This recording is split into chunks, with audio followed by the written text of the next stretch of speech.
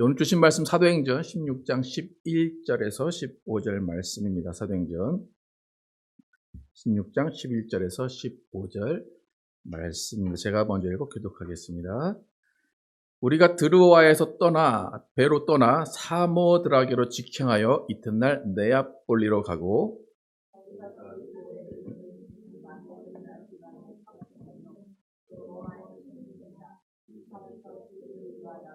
안식일에 우리가 기도할 것이 있을까 하여 문 밖 강가에 나가 거기 앉아서 모인 여자들에게 말하는데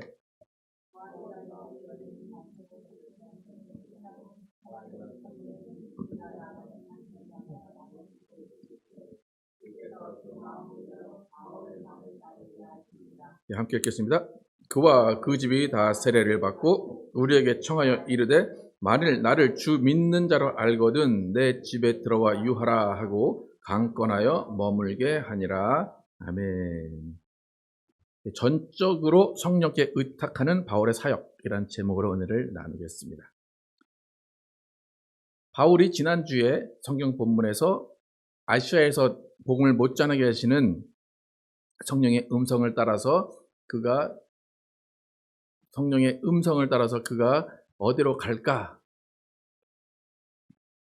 하고 있다가 환상을 보게 됩니다. 환상을 본 후로 그다음에 열심을 내서 또 이제 유럽 땅인 마게도냐로 건너갔습니다. 그래서 지도 보시면 이제 드로아에서 배 타고 쭉 가서 빌립보라는 지역에까지 이르게 됩니다. 여기 여러 지역을 지나서 갔다라고 하고 마게도냐 땅에 있는 빌립보에 갔다라고 오늘 본문은 이야기를 합니다.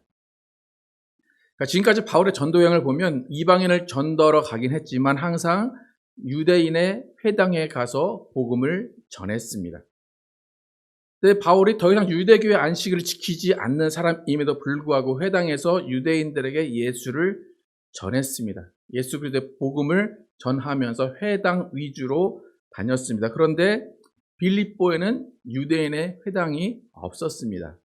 그래서 유대인의 회당이 없기 때문에 어디서 기도를 해야 될까라고 쭉 둘러보다가 성 밖에 좀 한적한 곳에 성 밖에 있는 강가로 갔습니다.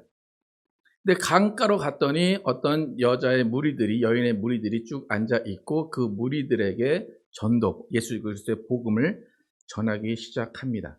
그 가운데 오늘 본문에 등장하는 루디아라는 여인을 만나게 되고 그 여인은 주 예수 그리스도가 복음을 받아들이게 하셔서 마음을 열고 바울의 복음을 받아들였다라고 성경은 증거합니다. 여러분 각 교회마다 보시면 여성교회들이 있는데 여성교회 이름을 루디아 여성교회를 짓는 교회들이 많이 있습니다. 그만큼 루디아라는 이름이 유명한 이름입니다. 그런데 성경에는 루디아라는 이 이름은 사도행전 16장에 딱 2번밖에 나오지 않습니다. 그리고 어떤 사람인지 어떤 일을 했는지 정확하게 나오지 않습니다. 그냥 자색 옷감을 팔았던 여인이다. 그래서 좀 부유한 여인으로만 나옵니다. 근데 그 내용이 전부예요. 근데 이렇게 짧은 내용 그리고 확실히 누구인지 모르겠는 루디아라는 여인이 이 유럽 땅의 전도의 시초가 됩니다. 유럽 교회를 시작하는 단초가 바로 오늘 빌립보에 사는 루디아 여인을 만난 사건입니다. 그렇다면 이 루디아 여인을 통해서 이 사도행전의 저자가 우리에게 알려주려고 하는 것은 무엇일까? 왜 잠깐 지나가면서 만난 이 여인을 이렇게 성경에 기록했을까? 편지에 기록했을까? 우리는 그 이유를 알아야 됩니다. 오늘 이 본문에서 우리가 주목해야 되는 한 단어가 있습니다. 그러니까 바울이 본격적인 그 사역을 13장, 오늘은 16장 읽었는데 13장부터 본격적인 사역을 시작했는데 13장부터 쭉 오다가 16장에 처음 등장하는 단어가 뭐냐면 세례라는 단어가 처음 등장합니다. 15절에 그와 그 집이 다 세례를 받고 물에 잠기는 세례를 받았다라고 이야기를 합니다. 1차 전도 여행지인 갈라디아 지역에서 그 사역을 할 때도 사도행전에는 세례를 줬다라는 기록이 하나도 없었습니다. 그런데 사도행전 16장에 와서 이 여인을 만나서 이 여인과 그 가족들에게 세례를 줬다, 침례를 줬다라고 성경에 기록되어 있습니다. 그러니까 처음 1차 전도 여행지인 갈라디아에서는 어떤 일을 했을까? 갈라디아를 쭉 보면 세례라는 말, 침례라는 말이 한 번밖에 안 나옵니다. 갈라디아 3장 27절에 보면 세례를 받은 자는 그리스도로 옷 입었느니라. 그러니까 이것이 바울이 세례를 줬는지 아니면 어떤 사람이 이미 세례를 받은 상태에서 너희가 세례받은 자로서 이렇게 살아야 된다라고 이야기를 하는지는 모르겠습니다만은 갈라디아에서는 단 한 번밖에 나오지가 않습니다. 분명히 바울이 1차 전도여행 기간 동안에 갈라디아 지역과 그 많은 교회들을 돌아다니면서 분명히 침례를 줬을 겁니다. 그런데 왜 사도행전에서는 빌립보에 넘어가서야 루디아라는 여인에게 세례를 줬다는 내용만 처음으로 나와 있을까? 오늘 그 이유를 한번 살펴봐야 됩니다. 왜 빌립보에서 처음으로 세례를 준 이야기가 나올까? 여러분, 우리가 왜 그 이유를 살펴보기 전에 한번 좀 짚고 넘어갈 게 있는데, 저희가 무슨 교죠? 무슨 침례, 제가 계속 뭐라고 얘기하죠? 세례라고 얘기하고 침례라고 막 섞어서 얘기하죠. 예. 근데 우리가 읽은 성경에서 아까 루디아가 어디에 있었고 바로 바울이 세례를 줬다고 하는데 어디에서 어떻게 세례를 받았을까요? 어떻게 생각하십니까? 강가에서 어떻게 받았겠습니까? 물에 담갔겠습니까? 아니면 물을 이렇게 다르다 이렇게 찍었겠습니까? 모를 일이죠. 안 봤으니까. 네. 그럼 예수님은 어디서 세례를 받으셨습니까? 요단강에서? 거기다 어떻게 받으셨겠습니까? 모르죠. 그죠? 근데 우리가 생각하기로는 강가까지 가서 어떻게 받았을까 생각을 하면 잠겼겠죠. 그죠? 잠궜다가 올라오는 거죠. 그래서 물에 잠겼다가 꺼낸 그런 것이 세례입니다. 그러니까 제가 사실 침례교회용 그 성경책이 따로 있습니다. 그래서 침례교 성경을 보면 다 세례가 없고 침례라고 기록이 되어 있습니다. 그래서 원래는 침례교는 침례교 성경을 쓰는데 제가 굳이 침례교 성경을 쓰지 않는 이유는 뭐냐면 그냥 세례라는 말은 정확하게 표현하면 그냥 우리가 상식적으로 성경에 있는 세례는 물에 잠겼다가 나오는 세례입니다. 그러니까 세례하면 그냥 어떤 게 정답입니까? 물에 잠겼다가 올라오는, 그러니까 침례라는 것은 침수세례예요. 그러니까 침수세례, 물에 잠겼다가 일어나는 세례입니다. 그래서 굳이 세례를 뭐 침례로 바꿔서 얘기하면 침례교의 특징은 있긴 하지만 여러분이 세례라는 말을 보면 이 세례는 어떻다라고 그냥 생각을 하시면 됩니까? 물에 잠겼다가 올라오는 세례라고 생각을 하시면 됩니다. 근데 이제 말은 침례라고 합니다. 그런데 성경에 읽을 때는 세례라고 읽을게요. 그러면 여러분은 그냥 이 세례를 목사님은 침례로 생각하시는구나. 그리고 여러분도 이 세례는 물에 잠겼다가 올라오는 세례구나라고 생각하시면 됩니다. 뭐 그렇게 중요하다고 생각할 수 있는데 침례교이기 때문에 중요한데 굳이 뭐 그것 때문에 싸울 필요는 없습니다. 그래서 그냥 세례라고 말해도 그냥 물에 잠겼다가 올라왔구나라고 생각하시면 됩니다. 다시 루디아 이야기로 넘어와서 루디아는 이방인이었습니다. 그런데 신기하게도 루디아는 하나님을 섬기고 있었다라고 증거합니다. 그래서 유대인인가 한번 생각을 해봤는데 유대인은 아니었던 것 같습니다. 어디선가 유대교의 하나님에 대해서 들었고 그 하나님을 믿기로 선택한 사람이 루디아입니다. 그런데 빌립보에는 해당이 없었기 때문에 따로 신앙생활을 할 수 있던 건 아닌 것 같아요. 나름대로 하나님께 기도하면서 섬겼던 사람이 루디아입니다. 그렇게 하나님을 섬기고 있던 루디아가 바울을 만나서 복음을 듣고 예수 그리스도의 가르침에 따라서 침수 세례를 받게 됩니다. 근데 여기서 우리가 기억해야 될 것은 뭐냐면 바로 앞장에서 유대인이 안디옥 교회에 들어와서 너희가 구원을 받으려면 어떻게 해야 된다고 했습니까? 뭘 받아야 된다?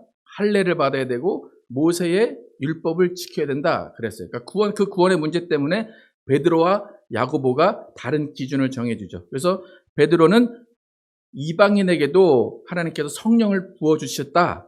성령을 부어주셨기 때문에 그들도 할례나 율법에 의해서가 아니라 성령을 주신 것으로 보아서 그들은 이미 구원을 받았다라고 이야기합니다. 그리고 야고보도 베드로의 의견에 동의하고 4가지 금할 것을 추가해서 이방인들에게 어렵게 그렇게 율법을 지키거나 할례를 받게 하지 마라. 그냥 그들은 주 예수의 은혜로 구원을 받는다라고 결정을 해줬습니다. 그래서 그것을 가지고 1차 전도 여행으로 다시 가서 그 교리를 바울이 알려주죠. 이제 바울이 2차 전도 여행에서 단독 사역을 통해서 이방인을 구원하기 위해서 길을 떠납니다. 그리고 유럽 땅에 도착을 했습니다. 근데 루디아는 하나님을 섬기긴 했지만 그가 하나님을 섬기는 증거로서 다른 신앙생활을 할 수 없었기 때문에 원래는 이방인이 유대교회에 들어가면 침례라는 그 세례라는 의식을 받게 됩니다. 할례와 세례를 그 필수 그런 어떤 코스로 이방인이 유대인이 되면 받게 합니다. 그런데 루디아는 그것을 겪지 않았던 것 같습니다. 그래서 바울이 루디아를 만나서 복음을 전하고 그 다음에 세례를 주게 됩니다. 근데 잘 보시면 베드로가 이방인이 구원을 받았다.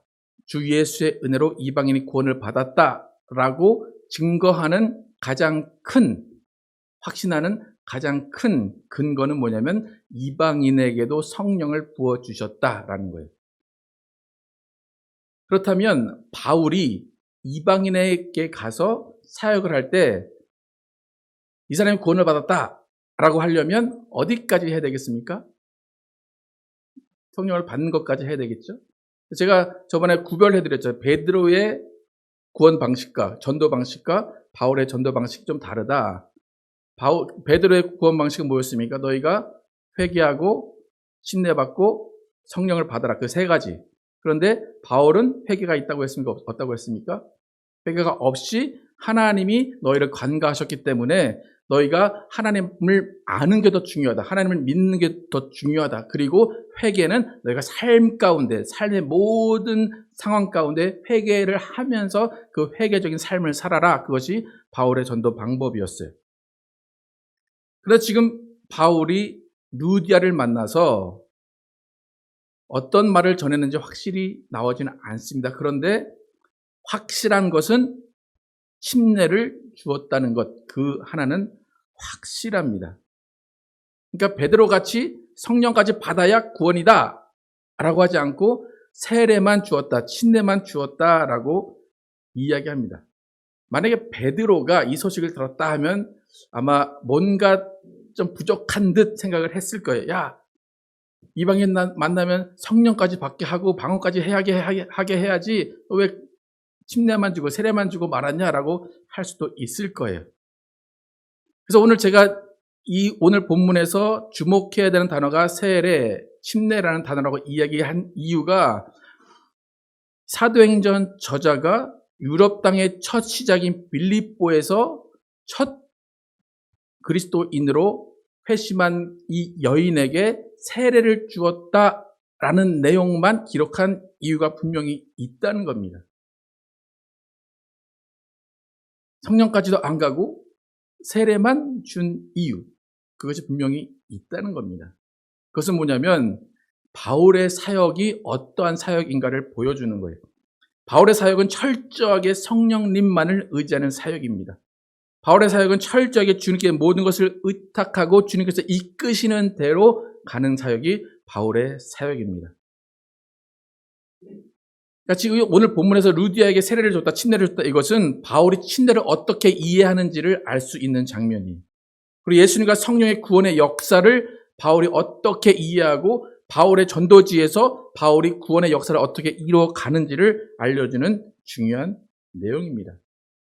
오늘 빌립보가 유럽의 첫 관문입니다. 그리고 빌립보를 지나서 그 베레아를 갔다가 고린도 갔다가 아테네를 갔다가 그렇게 쭉 이어져 가는데 고린도 교회에게 그가 어떤 사역을 했는지 고린도전서 1장 14절, 12절에서 18절까지 함께 읽어보겠습니다. 12절부터 18절까지 함께 읽어보겠습니다. 시작.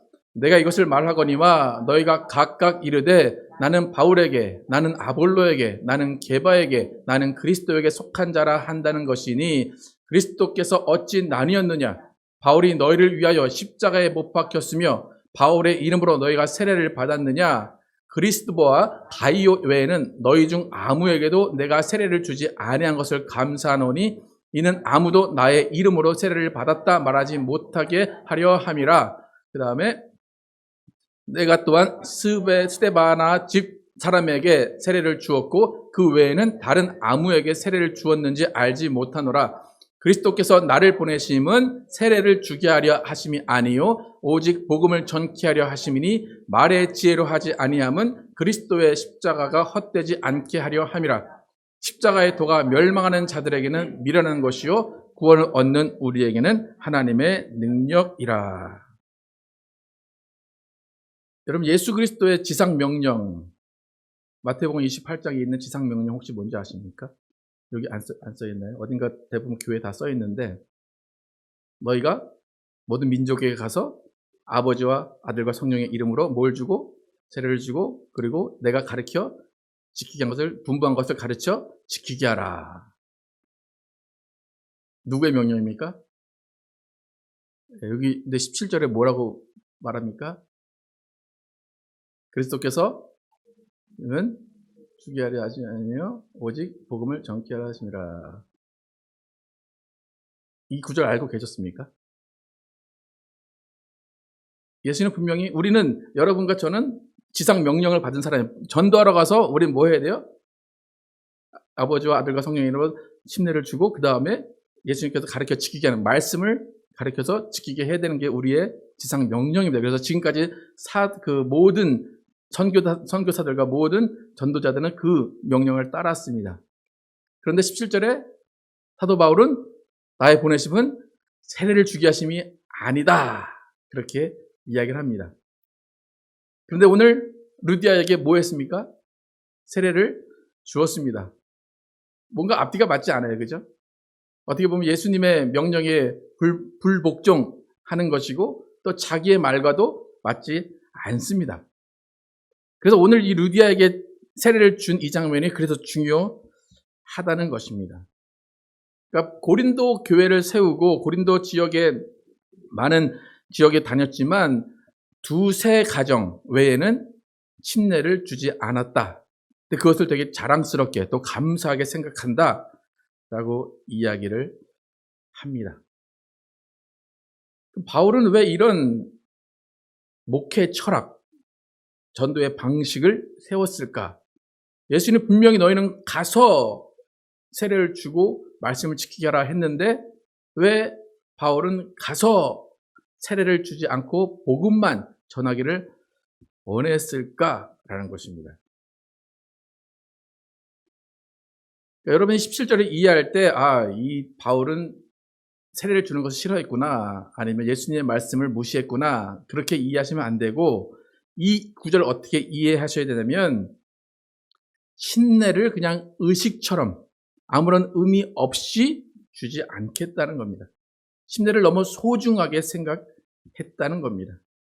그러니까 바울이 침례를 주었다는 그 의미는 뭐냐면, 이 사람은, 내가 침례를 주는 이 사람은 예수 그리스도의 복음을 전적으로 받아들인 사람이다라는 거예요. 내가 침례를 준 이 사람은 예수 그리스도의 부활을 전적으로 받아들였다는 거예요. 그리고 자신의 죄를 땅에 묻고 물에 묻고 올라오면서 예수와 연합하여 새 사람이 된 이 사람은 이제부터 예수의 제자로 평생 살아갈 것이다 라는 스스로의 고백이 있었다는 겁니다. 그러니까 침례를 받고 올라온 사람은 그냥 의식을 치른 사람이 아니라 정말 새롭게 변화된 사람이라는 것이 바울의 확고한 신학입니다. 그리고 그 사람은 정말 100% 성령께서 온전히 이 사람의 삶을 주장하실 거다라는 것이 바울의 100% 확신입니다. 지금 이 시대에도 세례를 받고 침례를 받습니다. 그렇지만 세례 교인으로서, 침례 교인이라고 하면서 전혀 복음과 상관없이 내 의지대로, 내 뜻대로, 성령과 상관없이 사는 많은 세례 교인과 침례 교인들이 있습니다. 그러니까 바울이 나를 보내시면 세례를 주게 하심이 아니다라고 말하는 이유는 뭐냐면 세례만 받고 예수와 상관없이 성령과 상관없이 사는 사람들을 나는 만들지 않겠다는 겁니다. 오직 세례를 받은 사람은 정말로 그가 새 사람으로서 성령께 의탁하고 성령을 의지하는 사람이 되어야 한다는 것이 바울의 목회 철학입니다. 그러니까 바울의 사역은 오직 십자가의 복음을 전하면서 그 십자가의 복음을 따라 사는 사람을 만드는 것이지 그냥 의식적으로 누구를 침례를 주고 세례를 주고 나 침례 받았습니다. 세례 받았습니다. 나 교인입니다. 라고 교인을 만드는 것이 아니라 예수 그리스도의 제자를 만드는 것이 바울의 사역의 철학입니다. 여러분 만약에 이 바울의 신학을 제가 받아들여서 제가 목회하는데 제가 쫙 보기에 이분은 침례를 받을 만하네. 그래서 침례를 그분만 주고 다른 분은 안 줬어요. 그러면 침례를 안 준 분은 저희 교회에 남아 있겠습니까? 안 남아 있겠습니까?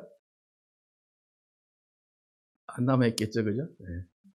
그렇게 중요한 건데, 당신은 성령께서 침례를 주지 말라고 하시는 것 같습니다. 그러면 시험 받겠죠, 그죠? 여러분이 교회를 왔는데 어떤 목회자가 왔는지 안 왔는지 쳐다보지도 않고 왔네, 그럼 다음 주에 또 오겠지. 그러고 있으면 교회를 오겠습니까? 안 오겠습니까? 그렇죠? 우리 교회는 다 그렇게 왔어요, 그죠? 제가 바울의 방식을 따라서 오든 말든 저는 앞에서 기도하고 있고 다 왔다 갔다 하는 그 상황 가운데 여러분은 다 교회를 정착하셨는데, 그러니까 바울의 사역이 이방교를 세웠습니다, 여러분. 그러면 이방교를 바울이 세웠다면 지금 우리는 유대인입니까? 이방인입니까? 이방인의 교회는 이 바울의 사역 방침 그대로 이루어져 가고 있어야 된다는 것입니다. 그러니까 바울의 목회 철학은 뭐냐면 내가 무엇을 하고 내가 전략을 세우고 내가 육적인 것들을 채워주는 그런 돌보는 의지가 아니라 내가 믿음의 사람을 내 의지로 만드는 것이 아니라 예수 그리스도 십자가의 복음이 그 사람을 변화시키고 예수 그리스도의 복음을 들은 그 사람이 성령에 이끌려서 살아가게 하겠다는 것이 바울의 목회 철학입니다. 그러니까 바울에게 이런 패기가 있었어요. 사람의 술수나 방법에 의지하지 않고 오직 성령님을 의지하는 패기가 있었어요. 왜 그럴까요? 교회는 누구의 교회이기 때문입니까? 예수님의 교회이기 때문입니다. 그러니까 바울이 나를 보내심은 세례를 주게 하심이 아니다라고 한 이유.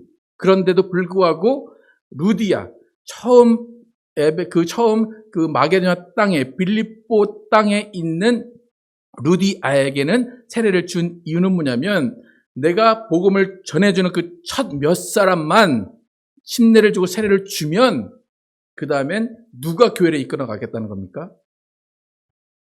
그 침례를 준 그 사람이 이끌어 가겠다는 겁니다. 왜요? 바울은 지금 루디아를 전도하고 침례 주고 어디로 갈 겁니까? 고린도로 가고 베레아로 갈 것이기 때문에 그 사람을 붙잡아 놓고 그 사람을 계속해서 그 사람의 필요를 채워주고 그럴 수가 없어요. 그렇기 때문에 바울이 계속해서 교회를 떠나면서 했던 얘기는 뭐냐면 교회를 주의 은혜에 부탁한다. 성령께 의탁한다. 그리고 항상 떠납니다. 그러니까 바울의 특징은 뭐냐면 고린도전서에서도 스데바나 집사람에게 주었고 어떤 사람에게 주었다는 것은 뭐냐면 그들이 처음 만났던 사람일 것 같아요. 처음 만난 몇 사람에게만 침례를 주었어요. 그럼 그 사람은 침례를 받은 그 뒤에 어떻게 삽니까? 성령에 이끌려서 복음을 전하는 사람으로 사는 거예요. 그러니까 사실 교회에서는 목회자가 처음 몇 사람만 복음을 전해주고 침례를 주면 끝나는 거예요, 사실은. 그러니까 그 처음 몇 사람을 복음을 전해주고 침례를 주면 그 사람이 교회를 세우는 거예요. 지금 빌립보 교회가 루디아로부터 시작돼서 빌립보 교회가 부흥한 것은 루디아가 그런 헌신, 침례를 받은 그 삶을 살았기 때문에 빌립보 교회가 계속해서 이루어져 가는 겁니다. 그러면 침례를 받는다, 성령을 받는다라는 것은 일회성 이벤트가 아닙니다. 여러분, 세례교인, 침례교인이라는 말은 정말 가치 있는 말입니다. 그냥 교인 등록하기 위해서가 아닙니다. 침례라는 것은 정말 내 죄를 묻고 내 이전의 삶을 땅에 묻고 올라오면서 예수와 연합해서 그 삶을 살아가겠다는 평생 예수의 제자로 살겠다는 고백입니다. 그럼 교회 개척을 이루어낸 바울이 그 교회에 남아있으면 조금 더 많은 가르침을 받고 또 유익이 있겠죠. 하지만 바울은 그것을 원하지 않았습니다.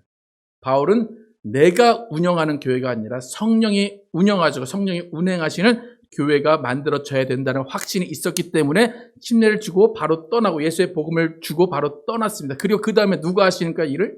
성령께서 일을 하시는 겁니다. 교회는 프로그램이 이끌어 나가는 것이 아닙니다. 지금 많은 프로그램들이 교회에 있지만 프로그램이 교회를 이끌어가는 것이 아니고 오직 성령께 붙잡힌 사람들이 교회를 이끌어 가는 것입니다. 그러니까 이방인의 교회, 우리의 교회는 이 바울의 무모하기까지 한 성령님을 철저히 의지하는 교회의 철학이 살아 있어야 합니다.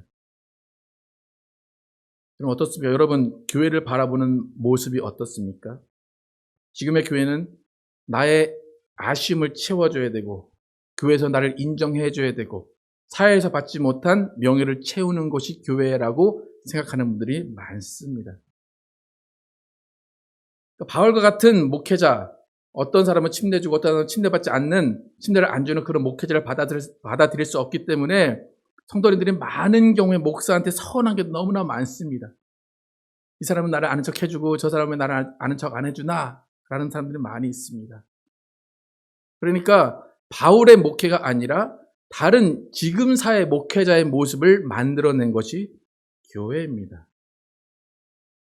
지금 고린도 교회에게 책망하는 의미로 바울이 편지를 보낸 거예요. 왜 그렇습니까? 이 교회는 바울을 의지하고 아볼로를 의지하고 누구를 의지해서 다 파가 나뉘었어요. 그러니까 교회를 자신들의 이익 추구하는 곳으로 변질되게 했다는 것입니다.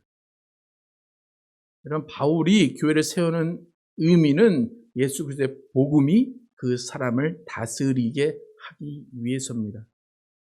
그래서 한 사람 전도하고 침례주고 전적으로 그 사람한테 맡기고 떠나는 겁니다.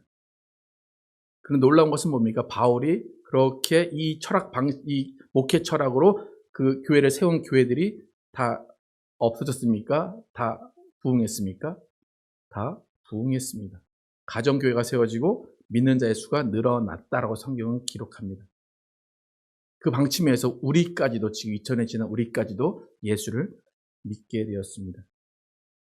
그러니까 바울에게 있어서 세례라는 것은 침례받은 한 사람의 가치가 얼마나 중요한가를 깨닫게 해주는 것입니다.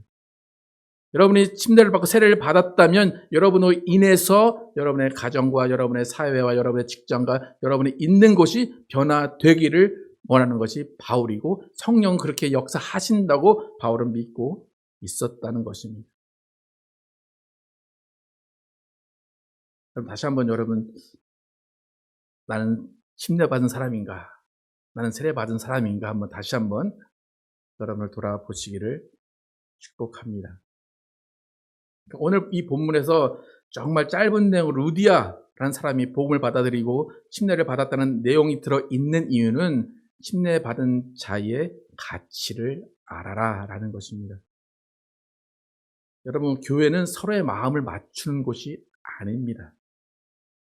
교회는 목사가 어쩔 줄 몰라서 성도들의 기분 맞춰주는 곳이 아닙니다. 교회는 오직 예수 그리스도의 복음이 살아 역사하고 성령의 인도하심으로 하나 되는 곳입니다. 목사도 성령의 음성을 들어야 되고 목사 성령의 이끄심을 따라야 되고 모든 교인들도 성령의 음성과 성령의 이끄심을 따라가는 것이 교회입니다. 그러니까 지금 교회들이 왜 이렇게 여러 가지 목소리가 나올까요? 성령의 인도하심이 아닌 나의 인도하심, 누구의 인도함을 받으려고 하기 때문입니다. 여러분이 받은 세례, 여러분이 받은 침례는 예수와 함께 죽고 예수와 함께 살아서 평생 예수의 제대로 살아가겠다는 침례입니까? 아니면 교인이 되기 위해서, 세례 교인 되기 위해서, 입교하기 위해서 받은 세례입니까? 여러분이 들고 있는 복음, 바울이 전한 그 복음과 같은 그 복음은 여전히 예수 그리스도가 살아계신 그 복음입니까? 아니면 나 잘 되기 위한 복음입니까?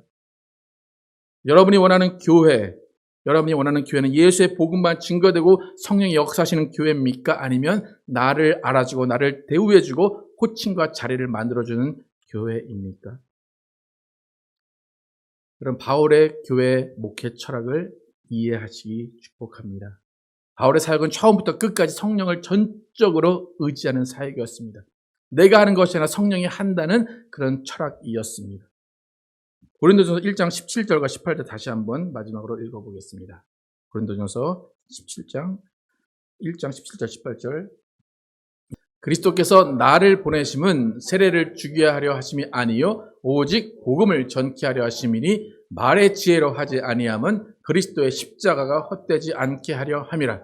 십자가의 도가 멸망하는 자들에게는 미련한 것이요 구원을 얻는 우리에게는 하나님의 능력이라.